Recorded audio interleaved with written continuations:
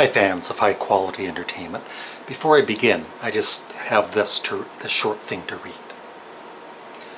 Approaching the fractured glass, dripping in light, he spoke. I've just looked at myself, and from here to here it ain't far enough, but from here to here it's too short. Captain Beefheart. I'm kind of obsessed with him the last few months. Anyway, my upcoming video in which I answer all of the questions from my Ask Larry Graves video, that's coming next. But for today, right now, I'm just going to talk about some albums that I've been really kind of obsessing over in the last few weeks. And they're not in any particular order. Now, these two CDs, these two albums I used to have on CD, but they would sit in here year after year for the most part, and so I finally sold them at the pawn shop. I got rid of a good portion of my CDs in the past few months, but I've still got a lot. But a few weeks back I thought, I think I'll listen to this on Spotify. And oh my God, I regret giving away the CDs because I've been listening to, especially this one, quite often recently, Kraftwerk's Autobahn, and also Kraftwerk's Radioactivity. I'm thinking of doing a top 10 really long songs list, like songs over 15 minutes, and Kraftwerk's Autobahn would definitely be way up high in my list. It is just an absolutely amazing track. Speaking of Captain Beefheart, I can't get enough of the guy and his band, the Magic Band. My favorites, my absolute favorite Captain Beefheart album is Bat Chain Puller, but also Dock at the Radar Station, Ice Cream for Crow, Clear Spot, and of course Trout Mask Replica. One kind of little cool thing is I have a Facebook friend, John French, better known as Drumbo, who used to play drums with Captain Beefheart for like Trout Mask Replica. He's on, I believe, Dock at the Radar Station, and some other albums. And once in a blue moon, he'll actually reply to one of my Facebook comments, and that is just kind of cool. The drummer for Captain friggin' Beefheart.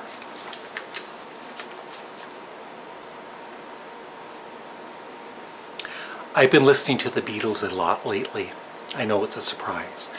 I've listened to the remixed Sgt. Pepper's now probably at least 15 times. I absolutely love it.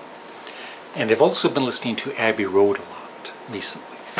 And I was thinking, there was one time I was listening to this, and I was thinking to myself, they really knocked the ball out of the ballpark with that album.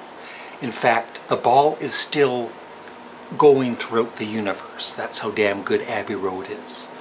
It's still, it is my favorite album of all time. And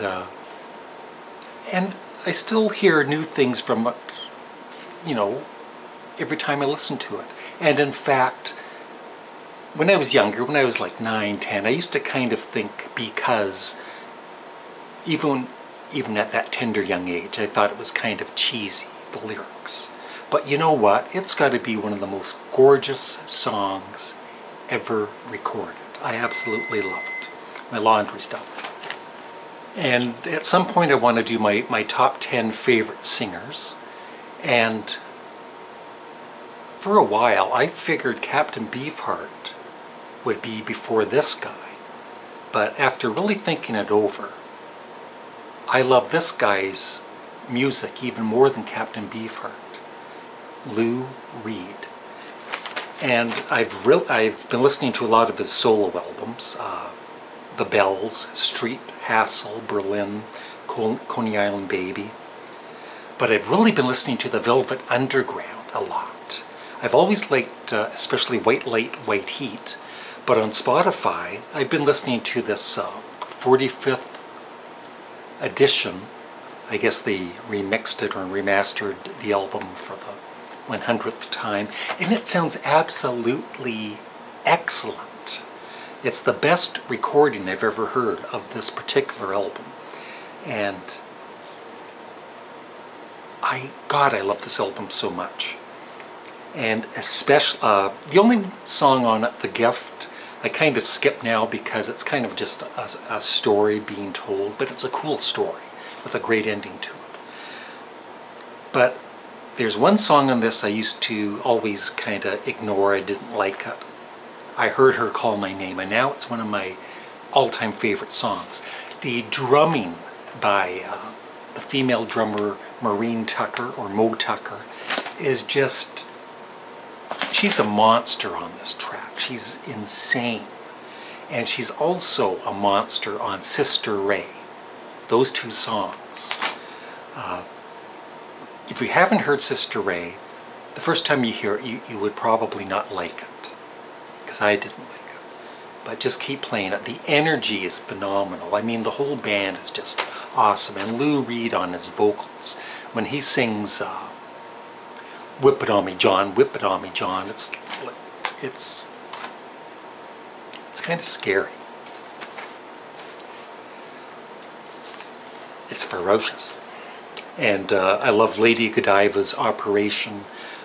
It's mainly sung by John Cale, but in the second half of the song, Lou Reed comes in and sings some of the lines, and it's almost like he's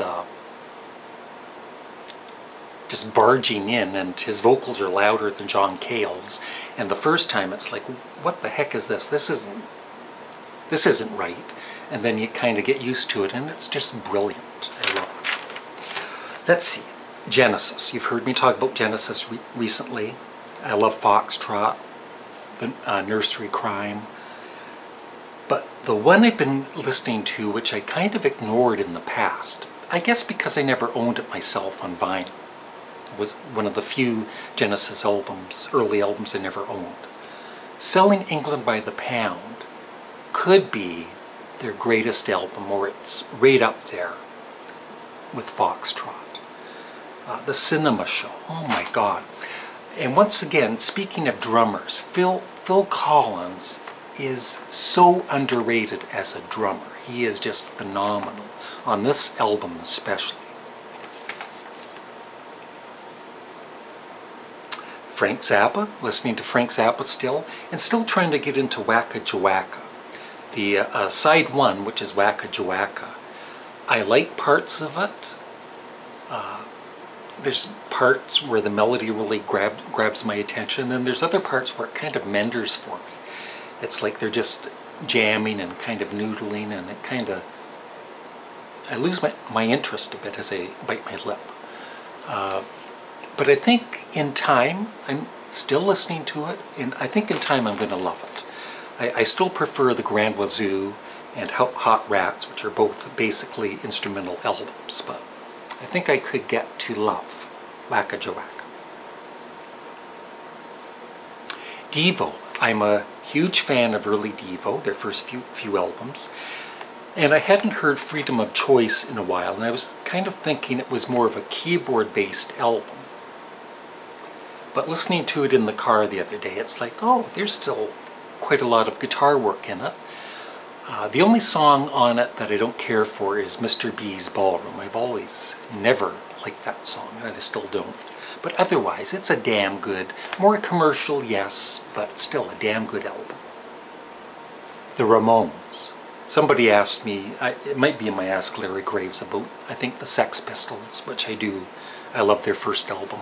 And I love, especially, the Ramones' first album, which I bought when it came out.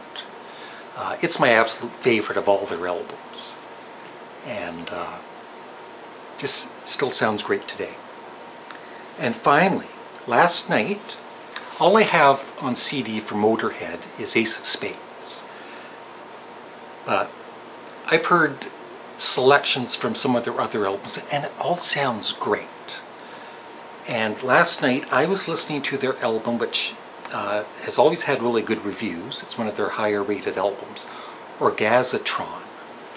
Oh my God! If you guys love Ace of Spades, the album or the song, you gotta listen to the album Orgasatron, if that's how you pronounce it. It is just bursting with high energy. It's amazing. So yeah, that's it. That's what I've been listening to lately. And stay tuned tomorrow when I come back and answer the questions you asked for Ask Larry Graves. Thanks for watching. Have a great day. Oh, and check out my Patreon page. It won't hurt you to look at it. Just look at it. Bye.